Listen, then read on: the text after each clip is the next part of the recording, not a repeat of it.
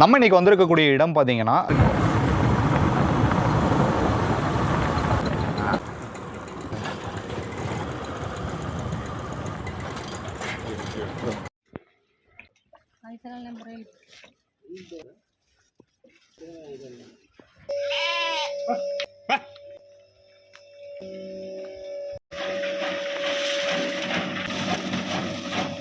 வறுத்துட்டு விட்டுங்களா?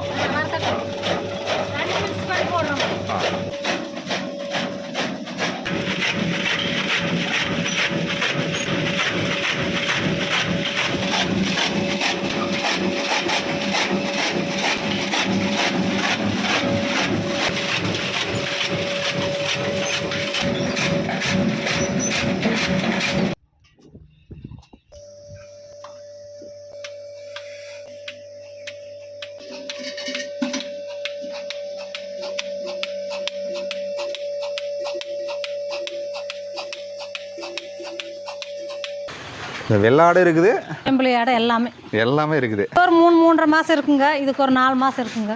பேங்க்ல எவ்வளோ லோன் கொடுக்குறாங்க, எவ்வளோ சப்சிடி கொடுக்குறாங்க? பரண் அமைக்கிறதுக்கு எவ்வளோ செலவாச்சுங்க? இந்த பீடு தின்னா வகுறு உப்பிக்குதுங்க. சம்பளமெல்லாம் இல்லைங்க. ஆடு மேய்க்கிறது ஆளுக்கு பாதி பங்கு. ஒரு ஆடு ஒரு குட்டி போட்டுச்சுன்னா ஆளுக்கு பாதி. கேரண்டியே சொல்ல முடியாதுங்க. நேரங்காலம் தானுங்க. சோறு குடிச்சிட்டுங்க கொஞ்சம் ரெஸ்ட் எடுப்போம். வெயிட்டு இது 50 கிலோ வருங்க. அப்படி இல்லைங்க, உணவு நாம் கொடுக்குறதில்ல. இதுதான் நல்லா இருக்குங்க. நல்லா இருக்குங்க, ஆரோக்கியம் இருக்குங்க. இது புளிக்க கீழே போய்க்குதுங்க. கீழே கோழி குஞ்சு விட்டு அதை அப்படியே திந்துற பீடெல்லாம் அது சாப்பிட்டுக்க வேண்டியது. யார் வேணா வந்து வாங்கிட்டு போயிடுறாங்க. அவங்களே போட்டுக்கலாங்க. அசல் கிராஸ் தான். கிராஸ். இது உங்களுக்கு ஒரு லாபகரமான தொழில் தான் இல்லைங்களா? தங்கம்பாளையம் அப்படிங்கிற ஒரு கிராமத்தை நோக்கி தான் வந்திருக்கோங்க. இங்கே பார்த்தீங்கன்னா ஒரு விவசாயி அவர்கள் தன்னுடைய குடும்பத்துடன் பறநாடு வளர்ப்பு தொழிலில் ஈடுபட்டு இருக்காங்க. இந்த பறநாடு எப்படி வளர்க்குறாங்க அப்படிங்கிறத பற்றி நம்ம கேட்டு தெரிஞ்சுக்கலாம். வணக்கங்க. அவங்க பேருங்கம்மா? எங்கள் பேர் தேவி. தேவி. இப்போ எத்தனை ஆடு வச்சுருக்கீங்கம்மா? ஒரு 50 ஆடு வச்சுருக்கோம். 50 ஆடு. இப்போ பரனில் தான் நீங்கள் ஆடு வச்சுருக்கீங்க. இப்போ பரனில் நீங்கள் ஒரு 50 ஆடு வளர்க்குறீங்கன்னா இந்த நாட்டு வெள்ளாடுகள் இந்த மாதிரி பரனில் வச்சு வளர்க்குறத நான் நிறைய பார்த்துருக்கேங்க. ரெண்டுமே இருக்குது. 50 வெள்ளை ஆடுகள் நீங்கள் வச்சுருக்கீங்க. இதை நீங்கள் எப்படி வளர்க்குறீங்க? இங்கே என்னென்ன மாதிரியான தீவனங்கள் கொடுக்குறீங்க? பீடு போடுறதுக்கு சார். பீடு, வக்கி புல்லு, தட்டரிச்சு போடுறது மாதிரி வச்சு வளர்க்குறீங்க. எங்கே வாங்கிட்டு வர்றீங்க இந்த ஆடுகளை? கிராமத்தில் இங்கே தெரிஞ்சவங்க மேய்ச்சிட்டு இருந்தால் போய் வாங்கிட்டு வந்து வளர்க்குறது. கிராமத்தில் நீங்கள் எந்தெந்த ஏரியாவுக்கு போவீங்க? பவானி சார், சத்தி, இந்த மாதிரி அன்னூர், இது மாதிரி ஒரு லோக்கல் வாங்கி வளர்க்க மேலே எடுத்து விட்டு வளர்த்து விற்கிறதுங்க சார். வாங்கும்போது எவ்வளோ மாதம் குட்டியாக நீங்கள் வாங்குவீங்க? 3 மாதத்து குட்டி, 4 மாதத்து குட்டி வாங்குவோம். அதுக்கப்புறம் எடை கணக்கு விற்கிறதாங்க. வளர்த்து எடை கணக்கு, எடை 500 ரூபாய்க்கு விற்கிற மாதிரி விற்கிறது. எவ்வளோ மாதங்கள் வளர்ப்பீங்க? ஒரு 3-4 ஆயிருங்க. 4 மாதம் ஆயிரும். 4 மாதம் 5 மாதம் ஆயிருங்க. 4-5 மாதம் ஆயிருது. ஸோ அந்த 5 மாதங்கள் கழித்து நீங்கள் எங்கே விற்பனைக்கு எங்கே கொடுப்பீங்க? இங்கே வர்றாங்க சார். எல்லாம் ஃபோன் போட்டு அவங்களே இங்கே ஏற்றிட்டு போகிற மாதிரி. இப்போ அது போக நீங்கள் நாட்டுக்கோழியும் வச்சிருக்கீங்க, மாடுகளும் நீங்கள் வளர்த்துறீங்க இல்லைங்களா? ஆமாங்க. ஓகே. மாடு எத்தனை வச்சிருக்கீங்க? மாடு ஒரு 4-5 உருப்படி வச்சிருக்குதுங்க. பால் கறந்து சொசைட்டியில் ஊற்றுற மாதிரி. இப்போ கோழிகள்? கோழி ஒரு 100 கோழி இருக்குதுங்க. இது மாதிரி குஞ்சலை வாங்கி இந்த மாதிரி தீவனியெல்லாம் போட்டு வளர்க்குற மாதிரி. இப்படி தான் நீங்கள் வளர்த்துட்டு இருக்கீங்க. சரிங்க. அப்படியே அந்த பரனுக்கு போகலாங்களா? பரனுக்கு எவ்வளோ செலவு பண்ணீங்க? பரனுக்கு ஆயிருக்கு 10-15 லட்சங்க. 10-15 லட்சம் ஆயிருக்குங்க. ஆமாங்க. இதே குஞ்சு புரிதல் கொடுத்து. இந்த ஷெட்டு எப்படி போட்டிங்கம்மா? ஷெட்டுங்க ஆள் கூப்பிட்டு போடுறதுங்க.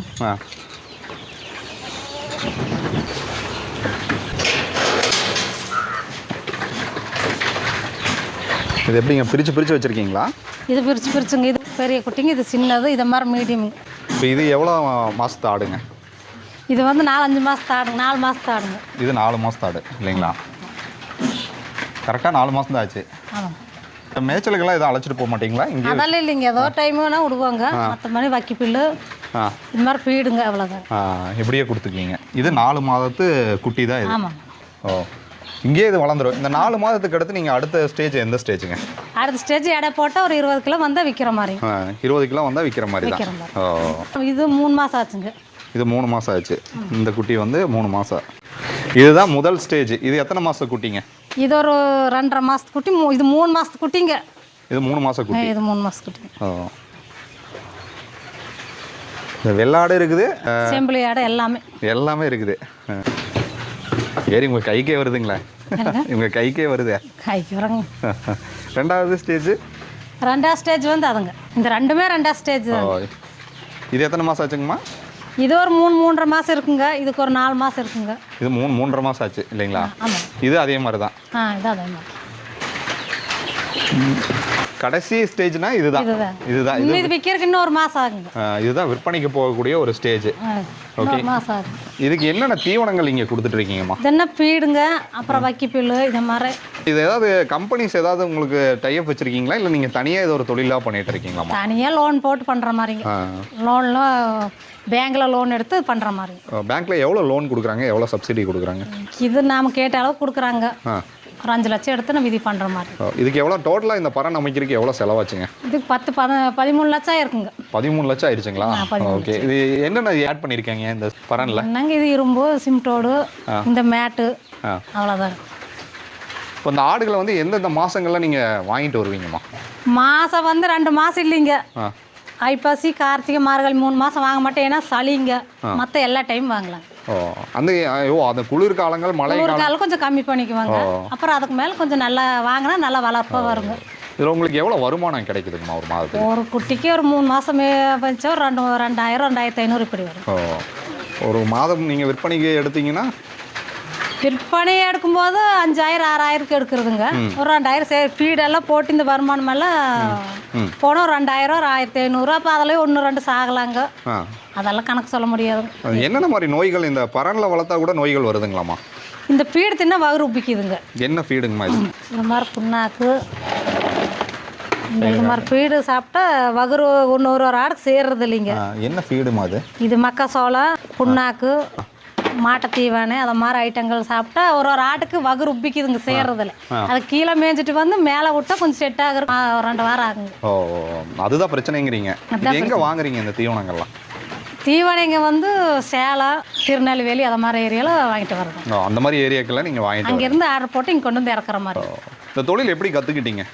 இவர் வியாபாரமே அதுதாங்க. என்ன வியாபாரம் பண்ணுறாரு? ஆடு மாடு வியாபாரங்க. 4 தலைக்கட்டு இதே வியாபாரம் தாங்க. ஐயா வந்து இந்த வியாபாரம் தான் பண்ணுறாருங்க. பையனும் பண்ணுறாங்க. இப்போ எங்கெல்லாம் நீங்கள் விற்பனைக்கு கொடுக்குறீங்கம்மா? அன்னூர், புது சந்தை அந்த மாதிரி இதே ஏரியாவில். அன்னூர், புது சந்தை இங்கெல்லாம் நீங்கள் கொடுக்குறீங்க. இங்கே வந்து வியாபாரிங்க வாங்குறாங்கன்னா என்ன ரேட்டுக்கு வாங்குவாங்க நம்ம கிட்ட? இங்கே வாங்கினா 400, 420, 430 எப்படி இருக்குதோ அப்படி வாங்கிக்குவாங்க. இங்கேயே வந்து வாங்கிக்குவாங்க. இங்கே நம்ம லோக்கலில் பார்த்தீங்கன்னா வெள்ளாடு வந்து அதிகமாக கறிக்கடையில் வாங்கி சாப்பிட்றாங்க. செம்பரி ஆடு எங்கெங்கெல்லாம் நல்லா வாங்குறாங்கம்மா? எல்லா ஏரியும் மெயினாக செம்பரி ஆடு தான் வாங்குறாங்க. வெள்ளாடு கூட கொஞ்சம் கம்மி. வெள்ளாடு கூட கம்மி. செம்பரி ஆடு வந்து டேஸ்ட்டுங்க. குழம்பு செஞ்சால் நல்லா இருக்கும் இல்லைங்களா? என்னென்ன மாதிரி நம்ம கறிகளில் செய்யலாங்க செம்பரி ஆட்டில்? இந்த மாதிரி கறி செய்கிற மாதிரி வீட்டில் எப்படி விசேஷக்கெல்லாம் போட்டால் பிரியாணி எல்லாம் போட்டால் கொஞ்சம் டேஸ்ட்டாக இருக்கும். நல்லா இருக்கும். செம்பரி ஆட்டு கறினா அது ஒரு சுவையே தனி தான். இந்த ஒரு தொழிலை வந்து நீங்கள் செய்கிறதுனால உங்களுக்கு வந்து இதில் ஒரு லாபகரமாக இருக்குதுங்களாம்மா? இருக்குதுங்க. கூலி கிடைக்குதுங்க. எச்சு இல்லை, கம்மி இல்லை, மீடியமாக ஒரு கூலி கிடைக்குதுங்க. அதுக்காக இந்த தொழில் பண்ணலாங்கிறீங்க. ஓகே. இதில் வெள்ளாடு நீங்கள் வச்சுருக்கீங்க இல்லைங்களாம்மா? ஆமாம். வெள்ளாடு எவ்வளோ இருக்குங்க? வெள்ளாடு தினம் ஒரு 10-15 ரூபாய் இருக்குங்க. 10-15 ரூபாய் இருக்குங்களா? தீவனம் என்னம்மா கொடுக்குறீங்க? தீவனங்க பாருங்க. இந்த தீவனம் வந்து ஆடுகளுக்கு கொடுக்குறீங்க. இந்த தீவனங்கள் கொடுக்கறதுனால ஆடுகளுக்கு நல்லா இருக்குங்களா? ஆமாங்க. ஆடுகளுக்கு இது கொடுத்தா கொஞ்சம் வெயிட் வருங்க. அது போக நீங்கள் இதுவும் கொடுக்குறீங்களாம்மா? இலைத்தலை அந்த வைக்கோல கொடுக்குறீங்க? இந்த வைக்கப்புள்ளெல்லாம் கொடுக்குறேங்க. அது எவ்வளோ கொடுக்கலாங்க? இது சுமாராக ஒரு கட்டை எடுத்து வச்சா 2 நாளைக்கு இருக்குங்க. 2 நாளைக்கு இருக்குங்களா? Okay okay. நல்லா சாப்பிட்டுக்குங்க இல்லைங்களா? சாப்பிடுங்க. ஆடுக்கு வெயிட் ஏறதுக்கு வேற ஏதாவது உங்களுக்கு தெரிஞ்ச? இந்த ஃபீடு, இந்த வைக்கப்புள்ளு தாங்க. அப்புறம் தண்ணி அவ்வளோதாங்க. அது போகல ஒன்று வைக்கிறது. இப்போ நார்மலாக அந்த 4 மாதத்தில் ஒரு ஆடு எவ்வளோ கிலோ வெயிட் வரைக்கும் வருங்கம்மா? ஒரு 4 மாதத்தில் ஒரு 4 கிலோ 5 கிலோ சேரும். அவ்வளோதான் சேரும் இல்லைங்க. அப்படி பார்த்தா நம்ம கொடுக்குற தீனி எப்படியோ அதை மாதிரி அதை பேஸ் பண்ணி தான் இருக்குது. ரொம்ப ஹையாகவும் இது பண்ண முடியாது, லோவாகவும் வராது. ஓரளவுக்கு வந்து ஓரளவுக்கு மீடியமாக. இந்த பறனை எப்படி நீங்கள் மெயின்டைன் பண்ணுறீங்கம்மா? இப்போ எப்படி சுத்தப்படுத்துறது இந்த மாதிரிங்க? சுத்தப்படுத்துற புளிக்கையில கீழே போய்க்குதுங்க சார். அதுக்குள்ளே கோழி குஞ்சு போட்டுருக்குதுங்க பாருங்க. அதை புளிக்கையெல்லாம் கீழே அப்படியே போய்க்குதுங்க. கீழே வந்து கோழி குஞ்சு விட்டுருக்குது. அப்புறம் வேணுமென்னா இந்த புளிக்கி எடுத்து விற்கிற மாதிரிங்க. இதையும் வந்து எடுத்துகிட்டு போயிடுறேன். யார் எடுத்துகிட்டு போகிறதுங்க? இந்த காட்டுக்கார வாழைக்கு, தென்னை மரத்துக்கெல்லாம் போட்டால் நல்லாதுங்க. ஓகே. ஏன்னா மாட்டு எருவை விட ஆட்டு எருவு ரொம்ப சத்து அதிகம். எவ்வளோ ஒரு லோடு? இதில் ஒரு லோடு 5000 வருங்க சார். 5000 ரூபா வரைக்கும் கொடுக்குறீங்க. 5000. அதில் ஒரு லாபகரமான ஒரு இதுதான் இல்லைங்களா? எருவுலையும் ஒரு சின்ன லாபம் இருக்குது. இது வந்து புளிக்க கீழே போய்க்குதுங்க. அதில் வந்து கீழே கோழி குஞ்சு விட்டு அதை அப்படியே கீழே திந்துற பீடெல்லாம் அது சாப்பிட்டுக்க வேண்டியது. இது நீங்கள் இந்த ஸ்டீலில் போட்டனால கொஞ்சம் பாதுகாப்பாக இருக்குது இல்லைங்களா? ஆமாங்க. கோழியே இருக்குது இல்லைங்களா? ஆமாங்க. ஆமாங்க. ஏன்னா சில பேர் வந்து பறணும்னா நம்ம மரத்தில் வந்து போடுவாங்க. நீங்கள் மரத்தில் போடுவாங்க சார். நாங்கள் வந்து இப்போ இது புதுசாக போட்டு பார்க்கலான்னு பார்த்துருக்குறோங்க. அப்புறம் செட் ஆகலைன்னா. எவ்வளோ மாதங்கள் ஆச்சுங்கம்மா இது போட்டு ஒரு 5-6 மாதம் ஆச்சு. 5-6 மாதம் ஆச்சு. பரவாயில்ல தான் இல்லைங்களா? இது பரவாயில்ல. மெயின்டைன் பண்ணுறதுக்கு நல்லா தான் இருக்குது. ஓகே. இவர் இந்த வியாபாரம் பையனும் இதே வியாபாரங்க. ஆட்டு வியாபாரம் தானுங்களா? ஆமாம். நம்மளது ஆட்டு யாராவது தேவைப்பட்டாலும் இங்கே வந்து வாங்கிக்கலாம் இல்லைங்களா? யார் வேணால் வந்து வாங்கிட்டு போயிடுறாங்க சார். கோயம்புத்தூர்லேருந்து வர்றாங்க. அவங்களே வந்து எடை போட்டு இங்கே வாங்கிட்டு போகிற மாதிரி. எப்படி இடம் வந்து போடுறதுக்கு மிஷின்லாம் இருக்குது? மிஷின் பர்சாங்க வச்சுருக்கு. எதுங்கம்மா? இந்த மிஷின் தான். மிஷின்லேயே நீங்கள் இடம் போட்டு சொல்லிடுவீங்க. அவங்களே வந்து போட்டுக்கலாங்க. எடை கணக்கு செக் பண்ணி அவங்க வாங்கிக்கலாம் இல்லைங்களா? செம்பரி ஆடு இருக்குது பார்த்தீங்களா?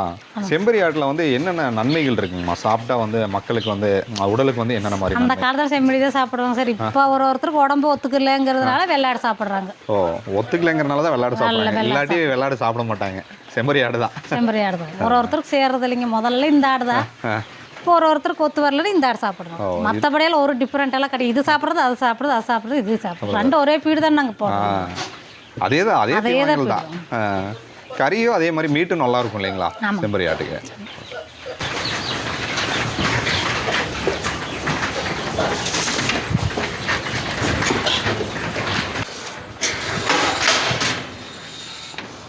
செட்டு சூப்பராக போட்டிருக்கீங்கம்மா.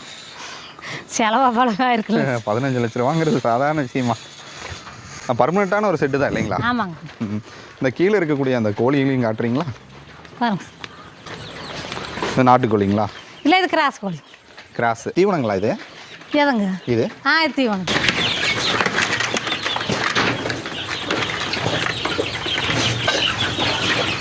மேலே வேஸ்ட் ஆகிற தீவனங்களும் கீழே விழுந்துருங்களா? ஆமாங்க சார். மேலே கீழே விழுகிறதால மேலே கீழே இருந்து தின்னுக்குதுங்க. அசல் கிராஸ் தான். கிராஸ். இது உங்களுக்கு ஒரு லாபகரமான தொழில் தான் இல்லைங்களா? இது எவ்வளோ மாதங்கள் ஆகுங்கம்மா இது வளர்றதுக்கு? இது 4 மாதம் ஆயிருங்க. 4 மாதம். இது 4 மாதம் ஆயிரும். வளர்ந்துடும் இல்லைங்களா? வளர்ந்துடும். இது விற்பனைக்கு எங்கெங்க கொடுப்பீங்க? இது இங்கேயே வந்து வாங்கிக்கிறாங்க சார். எல்லா இடம் எல்லாருமே இங்கேயே வந்து வாங்கிக்கிறாங்க இல்லைங்களா? இதெல்லாம் சாணம் கீழே விழுந்துருது இல்லைங்களாம்மா? சாணம் கீழே வந்துடும். அது போக கீழே தட்டி வச்சிருக்கீங்க. அதை மேய்க்கிற ஆடுங்க சார். அது இருக்குங்களா? அது இருக்குது. அது அங்கே மேயுது. எவ்வளோ ஆடுங்கம்மா? எங்கே இருக்கு? 10-30 அப்படி. அது தனியாக இருக்குது. மேய்ச்சலுக்கும் நீங்கள் தனியாக வச்சுருக்கீங்க. வணக்கங்க. உங்கள் பேருங்கய்யா? பேர் சின்னராமன். நீங்கள் என்ன வேலை பண்ணுறீங்கய்யா? நான் செம்பரி ஆடு மேய்க்கிறேன். செம்பரி ஆடு மேய்க்கிறேன். இப்போ இங்கே வந்து குத்தகைக்கு தான் நீங்கள் இருக்கீங்க? குத்தகைக்கு தானே. எத்தனை ஆடு இருக்குங்கய்யா? ஆடு 40 பிடிக்கிறேங்க. வேலைக்கு இருக்கிற மாதிரியா? வேலைக்கு இருக்கிற மாதிரி. எவ்வளோ சம்பளங்கய்யா? சம்பளமெல்லாம் இல்லைங்க. ஆடு மேய்க்கிறது ஆளுக்கு பாதி பங்கு. குட்டி தான் பங்கு. ஆடு அவங்களுக்கு குட்டி வந்து ஆளுக்கு பாதி. ஒரு ஆடு ஒரு குட்டி போட்டுச்சுன்னா ஒரு ஆளுக்கு பாதி. ஒரு குட்டி ஆளுக்கு பாதி. 2 ஆடு போட்டால் ஆளுக்கு ஒரு குட்டி. அப்படி கணக்கு. வாரத்துக்கு மேய்க்கிறதுன்னு வைங்களேன். சம்பளம்லாம் கிடையாது? சம்பளம் இல்லைங்க. குட்டி போடுறத பொறுத்து தான் நம்மளுக்கு சாப்பாட்டுக்கு காசு. இவ்வளோதான். எவ்வளோ குட்டி வந்து ஒரு மாதத்துக்கு போடுங்க? மாதத்துக்கெல்லாம் இல்லைங்க. வருஷத்தில் வந்து ஒரு குட்டி தான் போடும். ஒரு ஆடு ஒரு குட்டி தான் போடும். அதுக்கு மேலே வராது. ஒவ்வொரு ஆடும் 1.5 வருஷம் ஆயிருங்க. ஒவ்வொரு ஆடு 1 வருஷம் ஆயிருங்க. ஆமாம். அப்போ வருஷத்துக்கு உங்களுக்கு எத்தனை குட்டி மீதம் ஆகுங்க? அது அவ்வளவு கேரண்டியே சொல்ல முடியாதுங்க. கரெக்டாக கேரண்டியே சொல்ல. மேவு வேணுங்க. ஆட்டுகளுக்கு மேவு வேணும். குளிர்ச்சி இடம் வேணுங்க. அந்த மாதிரி இடம் எடுக்கணும். வேறுங்க மழையே இல்லைங்க. மேவே இல்லை. குட்டி எப்படி போடுங்க? அப்படி கணக்குங்க. நீங்கள் தான் பராமரிச்சுக்கிறீங்க? நான் பராமரிப்பு பார்க்குறேங்க. இது என்னென்ன மாதிரி தீவனங்கள் தீவனங்கள் ஆட்டுகளுக்கு வந்து இது மழை பெஞ்சாத்தானுங்க மேவு. அந்த குட்டி கொடுக்குறது வந்து அவங்களுக்கு தான் தெரியும் என்னென்னு கொடுக்குறதுன்னு சொல்லி. இது அது வந்து எனக்கு தெரியாது. இந்த ஆட்டுக்கு கொடுக்குறது மட்டும்தான் எனக்கு தெரியும். புல்லு மேய்ச்சிட்டு வரும்.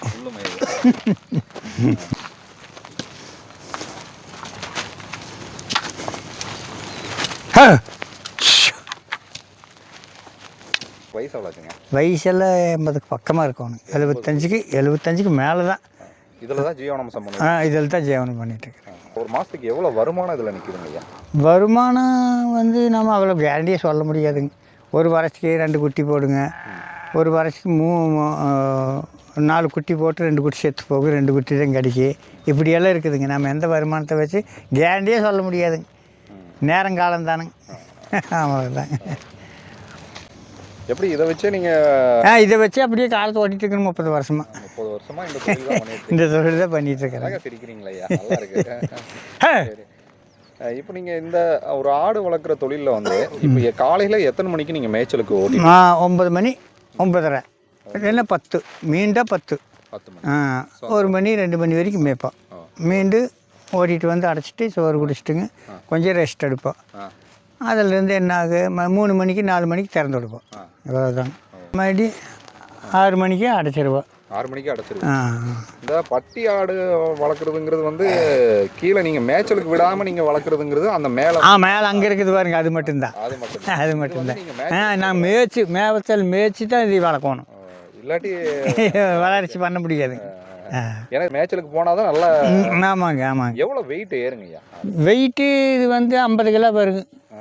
நல்லா கொழுப்பு பிடிச்சிருங்க. பெரிய ஆடு 50 கிலோ 40 கிலோ 30 கிலோ 20 கிலோ இப்படி தான் வரும். வெயிட் பேஸ் பண்ணி தான் நீங்கள் விற்பனை கொடுக்கணும்? இல்லை இல்லைங்க, அது இதுக்கு வந்து அப்படி இல்லைங்க. இதுக்கு வெயிட் எல்லாம் கொடுக்குறது இல்லைங்க. சும்மா பார்த்தா ஆடு இவ்வளவு இருக்குதா, இவ்வளவு கிலோ வருமானு நம்பிக்கை தான். நாட்டு செம்மறி ஆடு. நாட்டு செம்பரி ஆடு அது நாட்டு செம்பரி ஆடு தாங்க. அது வந்து புல்லு மேய்ச்சி வளர்க்குறது இல்லைங்க, அது உணவு கொடுத்து வளர்க்குறாங்க. அப்படி இல்லைங்க, உணவு நாம் கொடுக்கறது இல்லை. இதுதான் நல்லா இருக்குங்களா? இதுதான் நல்லா இருக்குங்க. நல்லா இருக்குங்க. ஆரோக்கியமாக இருக்குங்க. தேவையான பொருட்களை அதுவே அதே தேர்ந்தெடுத்துங்க. வேணுமிக்கிற பொருட்கள் அதை எடுத்துக்கோங்க. அது வேணுமிக்கிறது நாம் போட்டது தான் சாப்பிடுங்க இல்லைன்னு இல்லை. இது அப்படி இல்லை. காட்டில் வர்றது மேய் பூமியில் வர்றது, அது பூமியில் விளையிறது தானுங்க. இருந்தாலுமே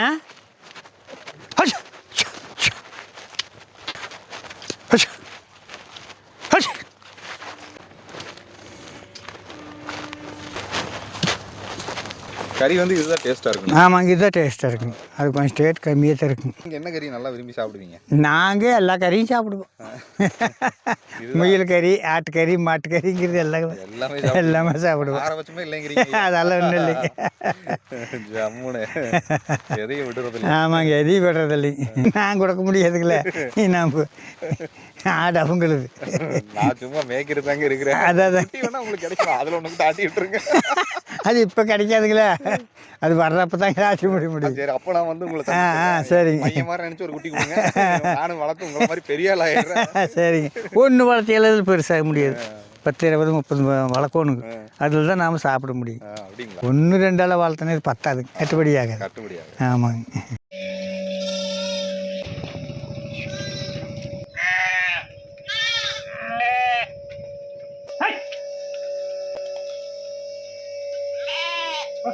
எல்லாம் பட்டிக்குள்ள அடைச்சிருவீங்களா ஐயா?